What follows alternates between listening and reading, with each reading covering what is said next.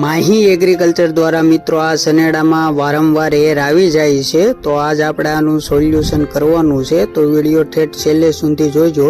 તો મિત્રો આની એર પાઇપ જે બેન્જો પાઇપ આવે છે, પંપથી ઉપરની નોઝલ લગીની પાઇપ લીકેજ થઈ ગઈ છે. તો આપણે હવે આને ચેન્જ કરવાની છે.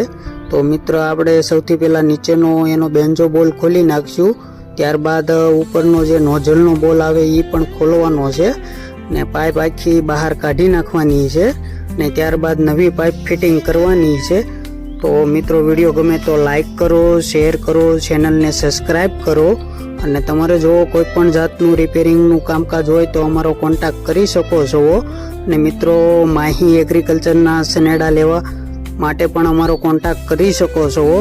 તો મિત્રો જોઈ શકો છો કે આપણે નવી પાઇપનું ફિટિંગ કરી રહ્યા છીએ.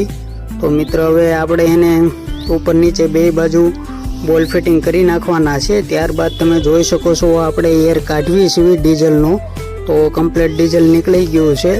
તો હવે આમાંથી એર પણ નીકળી ગયો છે. હવે આપણે એને કમ્પ્લીટ ફિટિંગ કરી નાખવાનું છે. ત્યારબાદ ચેક કરી લેવાનું છે કે કોઈ પણ જાતનું ડીઝલ લીકેજ નથી ને.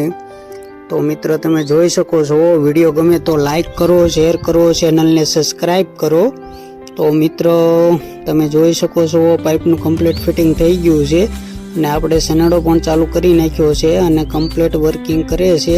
વિડીયો ગમે તો લાઈક કરો, શેર કરો, ચેનલને સબસ્ક્રાઈબ કરો અને વધુમાં વધુ શેર કરો, જેથી કોઈ પણ ખેડૂત ભાઈ હેરાન થતું હોય